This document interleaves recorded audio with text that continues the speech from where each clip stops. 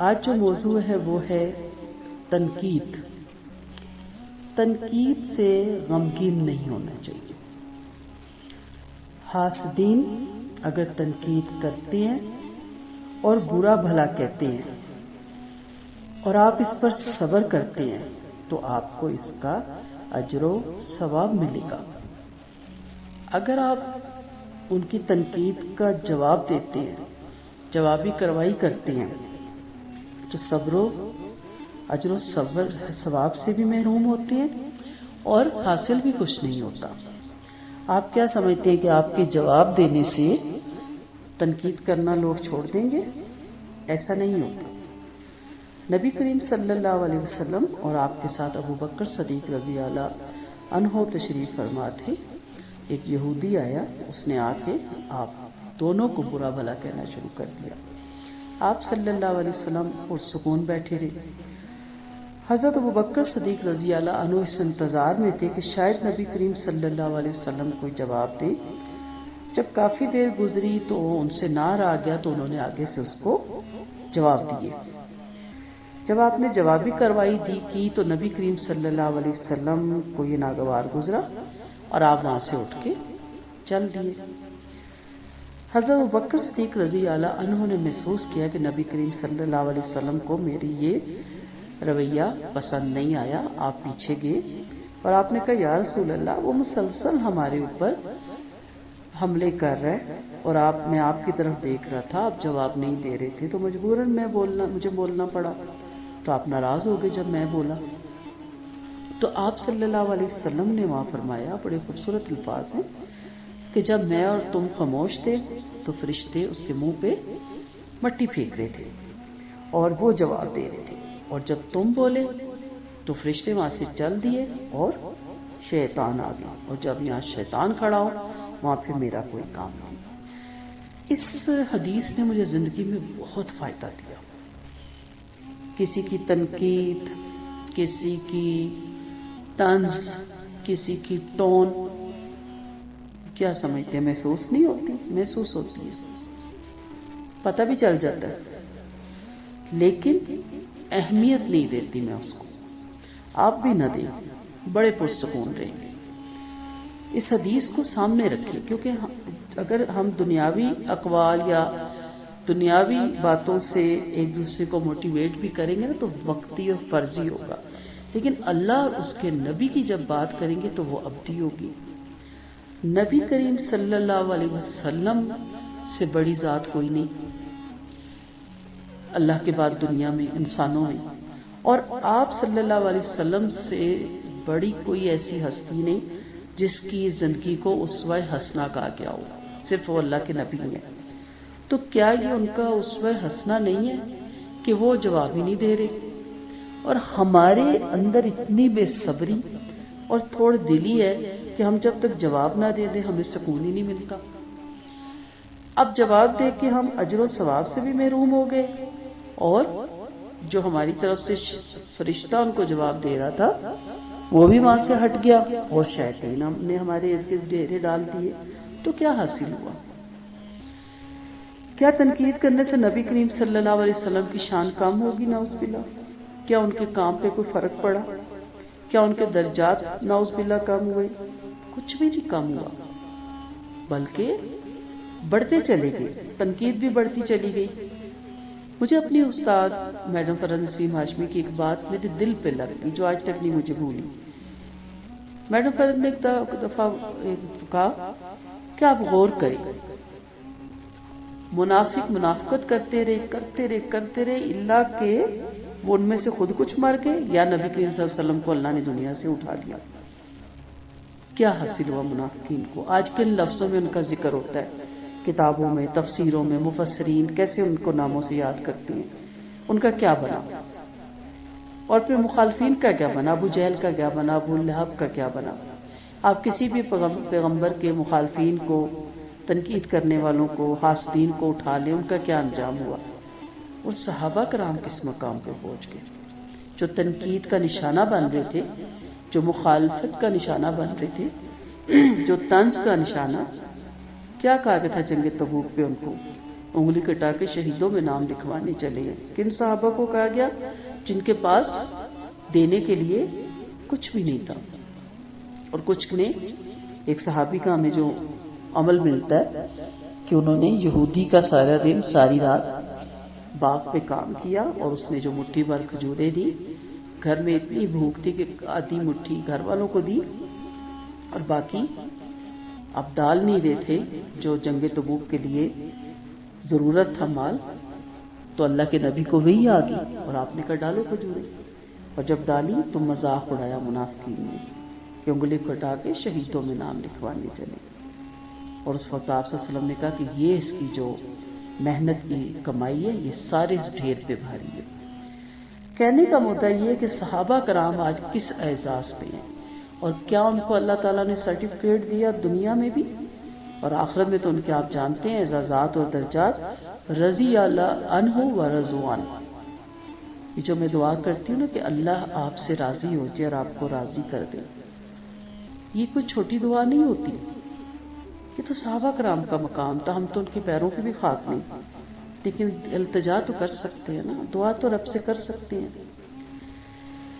اگر وہ تنقید کرتے ہیں تو سمجھ جائیے کہ آپ کے اندر کچھ ہے. پوزیٹیو لینا اس کو. تنقید تو آپ کو پوزیٹیو اوپر لے جاتی ہے. کتنے ہی لوگ ہیں جن کو تنقید کی گئی اور انہیں اس تنقید کو پکڑا اور وہ دنیا کے بہترین مقام پہ پہنچے.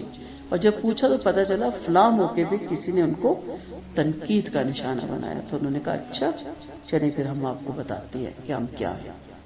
تو تنقید کو آپ پوزیٹیو لیں. آپ کو وہ وزن دے رہے ہیں. سوچیں نا آپ کا ذکر خیر ہو کیوں رہا ہے. دونوں طرح سے سوچیں. جیسے میں نے پہلے بھی کہا تھا کہ اگر آپ کے اندر وہ ہے برائی تو آپ اس کو ختم کریں. ٹھیک ہے، خوش نصیب ہے آپ کے ارد گرد ایسے لوگ ہیں جو آپ کو تانے مار کے ٹونے مار کے تنقید کر کے احساس دلاتے ہیں. اور اگر نہیں ہے تو پھر کس چیز کی پرواہ ہے. حقیر لوگوں سے کوئی حسد نہیں کرتا. ایک شاعر کا شعر ہے، اس کا ترجمہ ہے اونچی نعت والوں سے حسد کیا جاتا ہے، کمینوں اور ذلیلوں سے کوئی حسد نہیں کرتا. اب یہ نعوذ باللہ گالیاں نہیں ہیں. ذلیل ہوتے ہیں جن کی کیا کہنا چاہیے زور نہ چلتا ہو، جو بیکار لوگ ہو، ان سے حسد نہیں کیا جاتا. اسی درخت سے پتھر مارا جاتا ہے جس پہ پھل لگا ہوتا ہے. اچھا درخت آگے سے کیا کرتا ہے؟ پتھر اٹھا کے مارتا ہے؟ نہیں. گالیاں دیتا ہے؟ نہیں. پھل دے دیتا ہے کیونکہ اس کے پاس دینے کے لیے پھل ہے اور ہمیں اس کو مارنے کے لیے پتھر ہے. کچھ لوگ تو زبان کا بھی صلہ نہیں دیتے. ٹھیک ہے، ضلع ہی دینا ہوتا ہے نا کہ آپ کا شکریہ. زبان کا بھی صلہ نہیں دیتے. اور کچھ کے پاس صلہ دینے کے لیے زہر کے سوا کچھ نہیں ہوتا. ایک مشہور کہاوت ہے کہ کوئی ولی اپنے مرشد کے ساتھ کسی جنگل سے گزر رہا تھا تو کوئی وہاں آگ لگ گئی تو ایک سانپ آگ میں گر کے جھلس رہا تھا تو ولی نے اس کو اٹھایا. مرشد نے کہا کہ حضرت اس کو نہ اٹھائیں، یہ سانپ ہے. آپ نے کہا اس کو مرتے ہوئے بچانا ہے، جان تو ہے نا. نکالا اس کو، جیسی بھی ہوا جب اس کی جان واپس آئی اس نے مڑ کے ولی کو، مرشد کو یا استاد کو ڈنگ مار دیا. تو کیا کہا مرید نے، اس شاگرد نے، کہ میں نے آپ سے کہا نہیں تھا. تو وہاں پہ ان کا استاد کہتا ہے کہ میرے اندر ہے خیر بانٹنا، یہ میرے پاس تھا. اس کے پاس ہے ڈنگ مارنا، تو اس نے سلے میں ڈنگ ہی مارنا تھا نا. جو اس کے پاس تھا اس نے وہی دینا تھا نا. تو کچھ لوگوں کے پاس بس تنقید ہی ہوتی ہے، طنز ہی ہوتے ہیں، تانے ہی ہوتے ہیں، تو بس یہی باتیں ہوتی ہیں.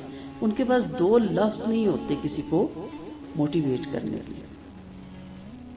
ایک اور جگہ میں پڑھ رہی تھی، ایک لکھنے والے نے لکھا جو لوگ شریف آدمیوں کسی جد و جہد نہیں کرتے، نہ اس کا کوئی مرتبہ حاصل کر پاتے ہیں، وہ اس سے حسد کرنے لگتے ہیں. یعنی خود نہیں نہ کچھ کر پاتے، دوسرے کو جب دیکھتے ہیں تو پھر کہتے ہیں اس کے اوپر تانے مارتے ہیں، تنقید کرتے ہیں. جیسے کسی حسین اور جمیل عورت کی سوکنے حسد اور کینے کے مارے اس کو بدصورت گئی. یہ بس اسی طرح ہے. ایک شاعر نے کہا کہ ان سے لوگ حسد کرتے ہیں کیونکہ ان کو خدا نے دے رکھا ہے اور لوگوں کے حسد سے ان کی نعمتیں چھنے ہی نہیں. اور ایک شاعر نے یہ بھی کہا وہ میری موت پر رشک کر رہے ہیں، افسوس کہ میری موت بھی رشک سے خالی نہیں. پوزیٹیو لینا اس کو بھی. اور ایک اور شاعر نے کہا تمہیں چغل خوروں کی اذیت کی شکایت ہے، جو بھی بڑا آدمی ہے اس کے حاسد بھی بہت ہیں. حسد بڑے اور سردار لوگوں سے کیا جاتا ہے، مسکین اور حقیر سے بھلا کون حسد کرتا ہے. تو جیسے میں نے پہلے بھی کہا نا کہ درخت پہ پھل ہوگا تو پتھر مارا جائے گا، ورنہ خالی درخت کو پاگل ہے کوئی پتھر مارتے پھرے.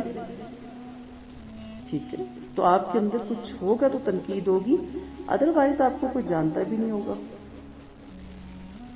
یاد رکھیے گا جب آدمی اپنی بزرگی میں ثریا ستارے تک پہنچتا ہے نا تو اس کے حاسدین بھی اتنے ہی ہو جاتے ہیں جتنے ستارے.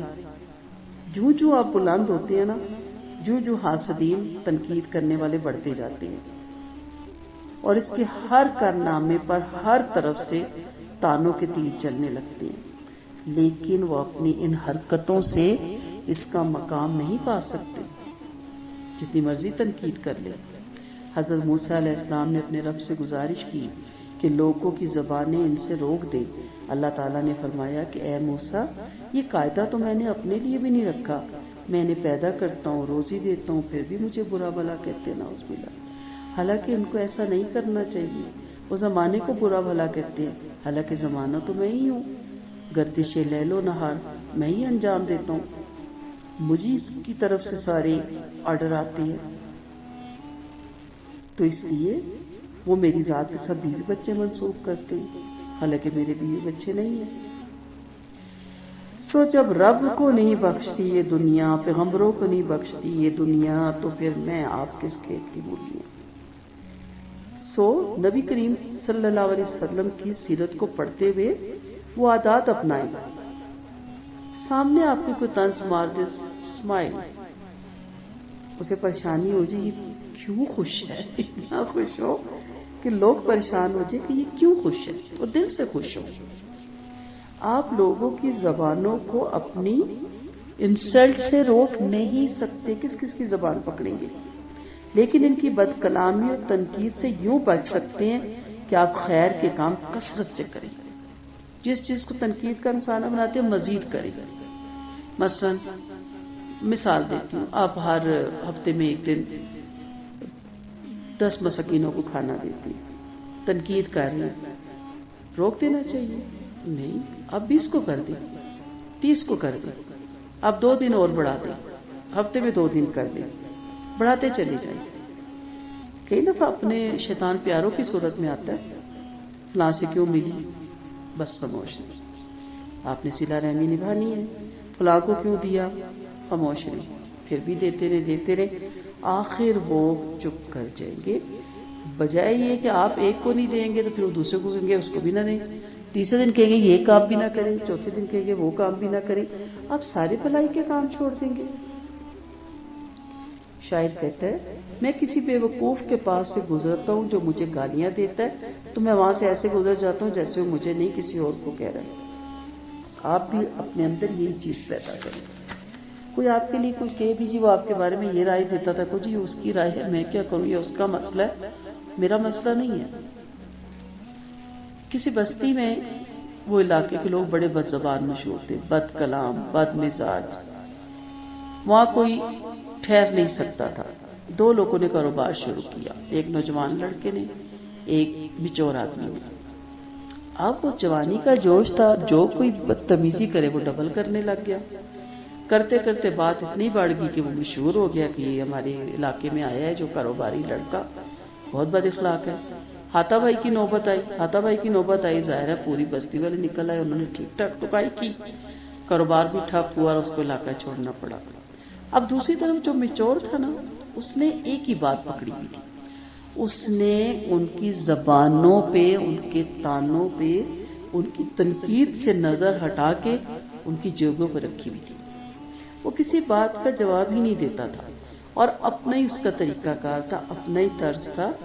اچھی طرح بولنا، اچھے کلام کرنا، کچھ عرصے بعد وہ اس علاقے کا سب سے امیر بندہ بن گیا، اور ہر کوئی اس کی اخلاق کی گواہی دیتا تھا، اور ہر کوئی کہتا تھا جی بہت نائس بندہ ہے۔ برے سے برا بندہ کیا چاہتا ہے کہ جو دوسرا بندہ نا وہ میرے ساتھ بہت اچھا ہو، وہ یہ نہیں چاہتا کہ میں نے ایک سنائی ہے تو مجھے کوئی دو سنائے، وہ یہی چاہتا ہے۔ تو برائی کا جواب اچھائی ہے، برائی کا جواب برائی ہوگا تو برائی پھیلے گی۔ مثلا آپ کے ہاتھ سے چائے گر گئی کارپٹ پہ، اب آپ نے کیا کرنا ہے؟ سفید کپڑا ڈھونڈنا ہے نا، اور جس سے بھی آپ صاف کریں اس سے صاف کرنا ہے، نہ کہ آپ کالا کچن کا کپڑا لے آئیں گی یا کوئی ایسا کپڑا جو پہلے ہی میلا ہو، وہ چائے پہ آ کے زور سے ملنا شروع کر دیں گی، تو بتائیں کیا حشر ہوگا کارپٹ کا۔ آپ کو پتہ ہے کہ داغ کیسے اتارنے ہیں، لیکن آپ کو یہ نہیں پتا کہ لوگوں کے بیہیو کے مقابلے میں آپ کے کیا رویے ہونے ہیں۔ سو جب کوئی بے وقوف کچھ کہے تو اسے جواب نہ دو، کہ اسے جواب دینے سے خاموش رہ جانا بہتر ہے۔ ایسے لوگوں کو جواب دینا خود کو بے وقوف ثابت کرنا ہے۔ شریفوں اور بلند مرتبہ لوگوں کو حقیر، بیکار اور تھرڈ کلاس لوگ اپنے لیے چیلنج سمجھ لیتے ہیں، ان جیسا ہو نہیں نہ سکتے، پھر ان پہ تنقید کرتے ہیں۔ سو آپ کے بارے میں کوئی کچھ کہ اگنور، سمجھ جائیں کہ کچھ ہے جو کھٹک رہا ہے، کچھ نہ ہوتا تو نہ کھٹکتا۔ مالدار بالعموم اضطراب کی زندگی گزارتے ہیں، کیوں؟ جب ان کی شیئرز کی قیمتیں گرتی ہیں تو ان کا بلڈ پریشر بڑھ جاتا ہے۔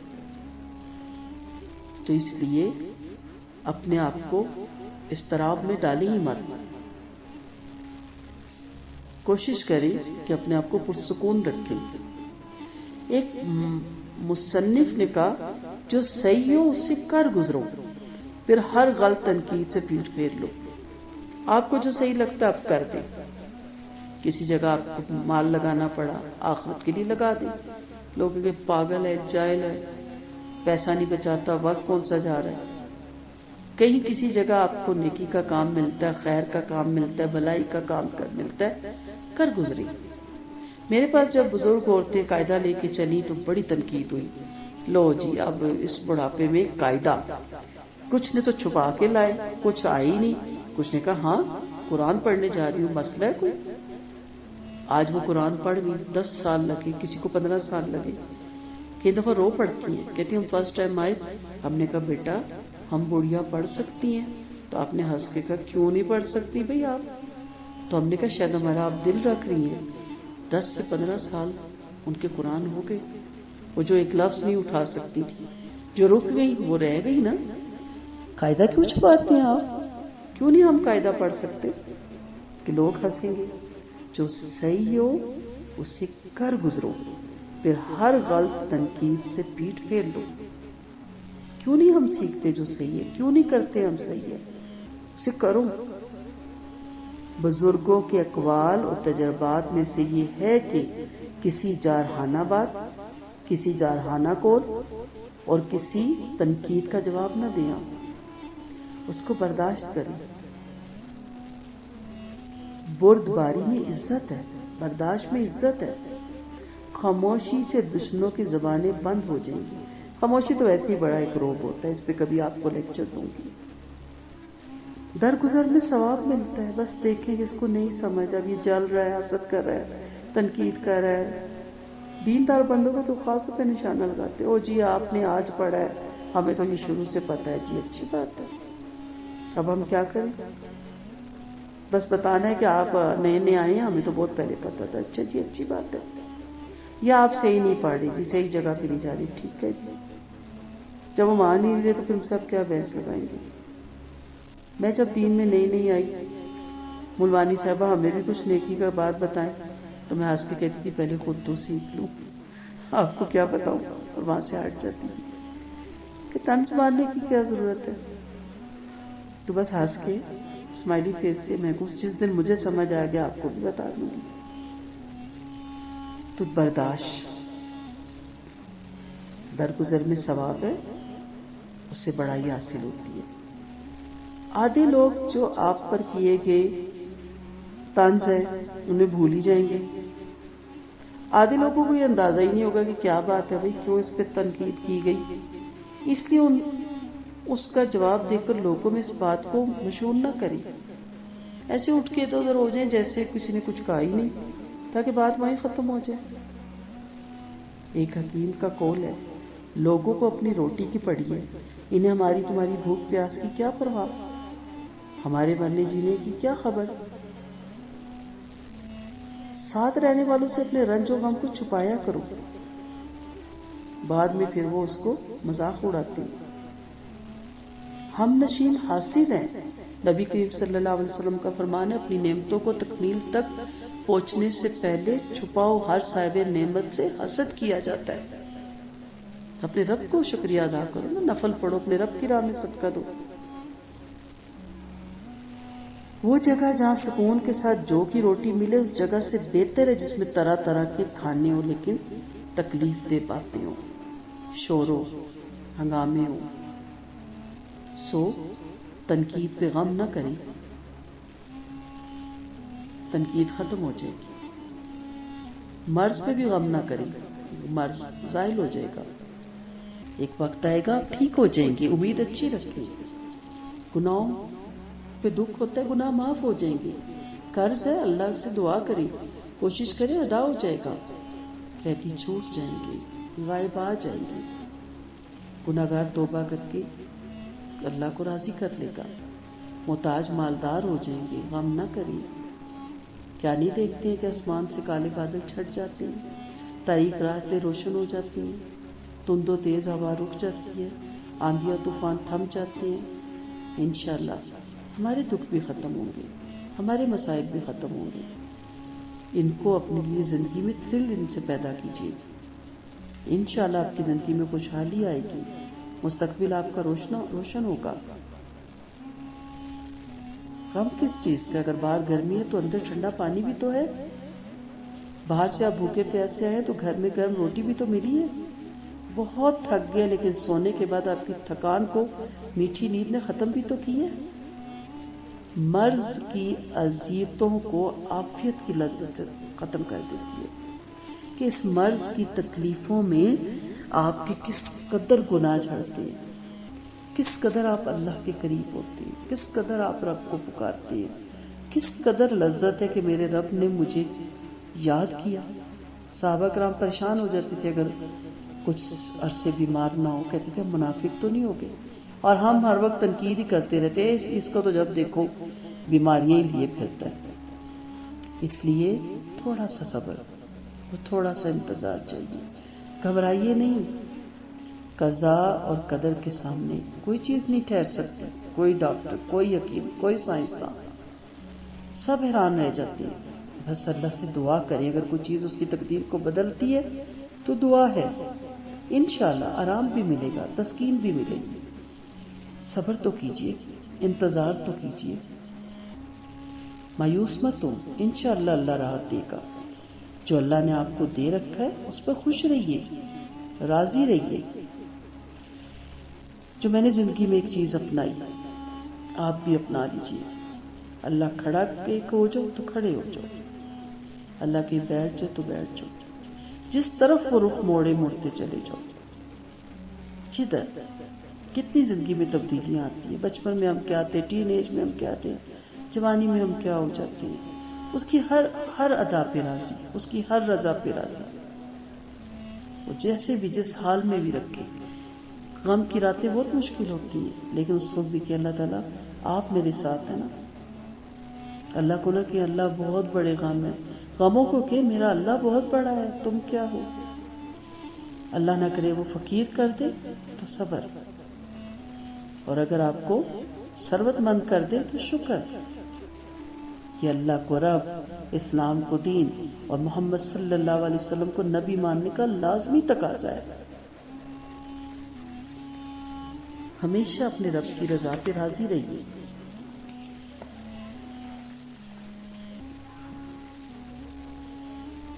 جب تک آپ لوگوں سے اچھا سلوک کرتے ہیں آپ کو رنج کی ضرورت نہیں ہے. لوگوں کی تکلیف دہ حرکتیں دیکھ کر پریشان نہ ہوں. ان کی تنقید سے پریشان نہ ہو. لوگ نہ نفع دے سکتے ہیں نہ نقصان، نہ موت دے سکتے ہیں نہ حیات، نہ حشر نشر کے وہ مالک ہیں، نہ ثواب اور عذاب کے وہ مالک ہیں. مت مضطرب ہو، مت پریشان ہو. کس نے بڑا خوب کہا کہ جو لوگوں کے حرکات دیکھ دیکھ کر پریشان ہوتا ہے وہ فکر کے مارے کیوں مرا جاتا ہے، جبکہ ان کی باتوں پہ صبر کرنے والا مزہ لیتا ہے. ابراہیم بن ادم رحمۃ اللہ علیہ کہتے کہ ہم ایسی زندگی میں ہیں کہ اگر فرشتوں کو معلوم ہو جائے تو وہ ہم سے اس پر تلواروں سے جنگ کریں. یعنی اتنی لذت ہے اللہ کی دی ہوئی دکھوں میں بھی. ابن تیمیہ فرماتے ہیں کہ دل پر کبھی کبھی ایسے احوال گزرتے ہیں کہ میں کہہ سکتا ہوں کہ اہل جنت بھی اس جیسے حال سے گزرتے تو اسے خوشگوار زندگی سمجھتے. یہ اللہ کی محبت ایک عجیب سی لذت ہے. اس کی محبت میں دکھوں کو سہ جانا ایک عجیب سی اس میں لذت ہے. انہوں نے بھی یہ کہا کہ دل پہ کبھی کبھی ایسے احوال گزرتے کہ وہ خوشی سے ناچ اٹھتے ہیں جب اللہ تعالیٰ کو یاد کرتے ہیں، اس کی محبت سے خوش ہوتے ہیں. اللہ کی یاد بہت سکون دیتی ہے کہ ہمارا بھی ایک محبوب ہے جس کے گھر کے ہم چکر کاٹتے ہیں. ابن تیمیہ کو جب جیل میں ڈالا گیا اور جیلر نے دروازہ بند کیا تو پتہ انہوں نے کیا فرمایا؟ جیل ہی میں ہوں، میرے دشمن میرے ساتھ کیا کر سکتے ہیں؟ میری جنت تو میرے سینے میں ہے، میں جہاں جاؤں گا میرے ساتھ ساتھ ہے. مجھے کل قتل کرو گے تو شہادت ملے گی، مجھے شہر سے باہر نکالو گے تو سیاحت ہوگی. جیل میں میرے لیے خلوت ہے، میرے اور اللہ کے درمیان اب کوئی نہیں. ہر حال میں ابن تیمیہ نے کہا میں خوش ہوں، ہر حال میں. الحمدللہ علی کل حال، کل حال. یہ نہیں کہ اچھے حال تو الحمدللہ، اور کوئی دکھ آئی، تکلیف آئی، کوئی غم کی رات آئی تو ناراضگی، کہ اللہ ہم تیری رضا پہ راضی تو ہمیں راضی کر دے. جو اللہ کو کھو دے وہ کیا پائے گا؟ بتائیں کیا بچتا پیچھے؟ اور جو اللہ کو پالے اس سے کیا کھوئے گا؟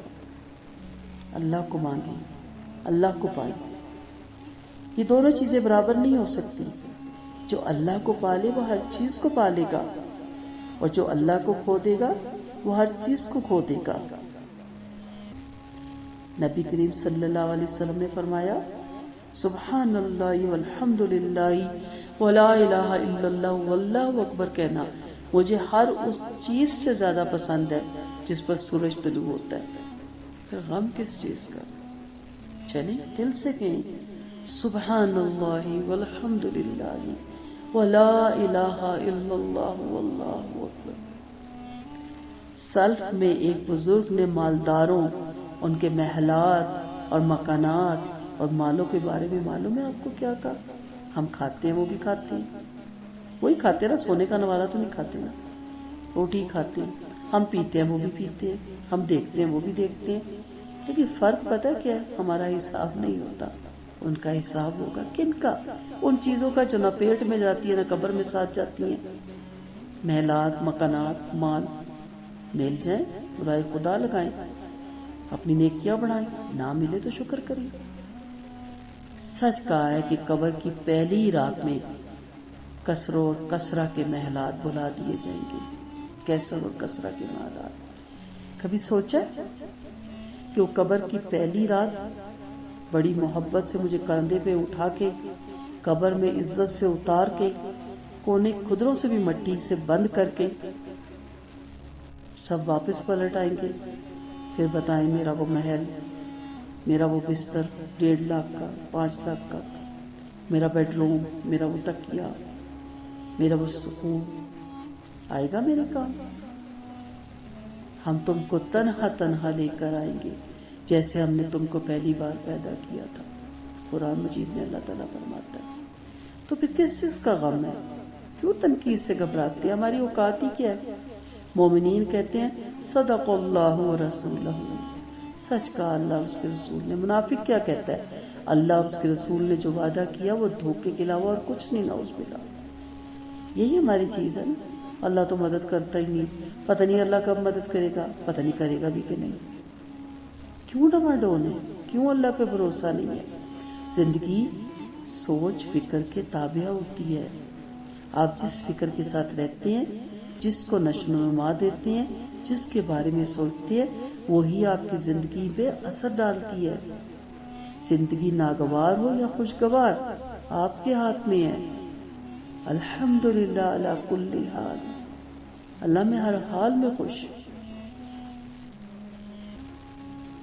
کول ہے نا کہ تمہارے پاس پیر نہیں، پیر میں جوتے نہیں، تو اسے دیکھو جس کے پاس پیر کٹے ہوئے ہیں، یا پیدائشی نہیں یا حادثے میں کٹ کے، پیر تو ہیں، اس پہ شکر ادا کریں۔ اس لیے تنقید آپ کو اونچا اڑانے کے لیے آتی ہے۔ میں ہمیشہ یہ کہتی ہوں، تنقید نے مجھے بڑا فائدہ دیا۔ جہاں میں نے دیکھا ہے کہ کسی چیز پہ تنقید ہے، تو اس کا مطلب ہے کہ وہ تو لازماً کرے۔ پہلے تحقیق کی کہ آیا یہ چیز صحیح ہے یا غلط ہے، پھر دیکھا نہیں چیز بات تو صحیح ہے، بس تکلیف یہ ہے کہ یہ کیوں کر رہے ہیں، ہم نہیں کر رہے، اس لیے ہمارے ساتھ ہی ان کو بھی رہنا چاہیے۔ مثلا میں نے جب پڑھانا شروع کیا، بہت سے بچیوں نے حجاب کی نیت کی، اب ان کی فرینڈز نے، ان کی کزنوں نے، ان کے ریلیٹیوز نے تنقید کی۔ ریزن انہوں نے جب مجھے آ کے پوچھا کہ ہم غلط کر رہے ہیں، میں نے کہا ریزن یہ ہے کہ ان کی اپنی بچیاں نہیں کر رہی، آپ کی کزنیں نہیں کر رہی، آپ کی فرینڈز نہیں کر رہی، تو ان کے گھر والے کہیں گے کہ دیکھو وہ بھی تو آپ کی دوست ہے نا، اس نے کتنا اچھا پڑھا ہے اور اس نے حجاب پہن لیا اور اوپر سے شرعی پردہ کر رہی ہے، تو تم سے یہ نہیں ہوا۔ اس چیز کو، وہ گلٹ کو چھپانے کے لیے وہ آپ پہ تنقید کر رہی ہیں تاکہ آپ بھی نہ کریں، تاکہ انہیں کوئی نہ کریٹیسائز کر سکے۔ تو ان کو ایک منٹ میں بات سمجھ آ گئی، تو اس لیے میں نے کہا آپ کریں۔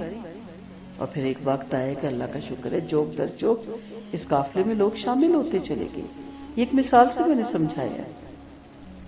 ہر جگہ تنقید کا سامنا ہوا، میں نے دیکھا یہ تنقید صحیح ہے نہیں، اگر صحیح ہے ٹھیک ہے، یہ عادت بدلنی چاہیے، لیکن جب دیکھا کہ نہیں یہ تو تنقید اس لیے ہے کہ یہ بیچ میں سے الگ کیوں ہو رہی ہے، سو ہمارے جیسی ہی رہے، پھر ہمیں کوئی مثالیں دے گا، تو اس لیے بہتر ہے کہ اس کو روک دیں، ہمیں نہ بننا پڑے اس جیسا، اس کو واپس لے آتے ہیں، اپنا جیسا بنا لیتے ہیں، تو پھر کر گزرے، اللہ کا نام لے، اللہ کا بھروسہ لے، کر گزرے، آگے بڑھے، جو اللہ اور اس کے رسول کا حکم ہے مان لے، اس پہ چل پڑے، تو آپ دیکھیے گا کہ یہ تنقید ہی ہوتی رہ جائے گی اور آپ بہت اوپر چلے جائیں گے۔ اسی لیے کہتے ہیں نا، اتنا اپنا قد اونچا کریں کہ پتھر ہی آپ کے تک نہ پہنچے۔ وآخر دعوانا ان الحمد للہ رب العالمین، سبحانک اللہم و بحمدک، نشہد ان لا الہ الا انت، نستغفرک و نتوب الیک۔ دعاؤں کی طالب رخسانہ اعجاز۔ السلام علیکم ورحمۃ اللہ وبرکاتہ۔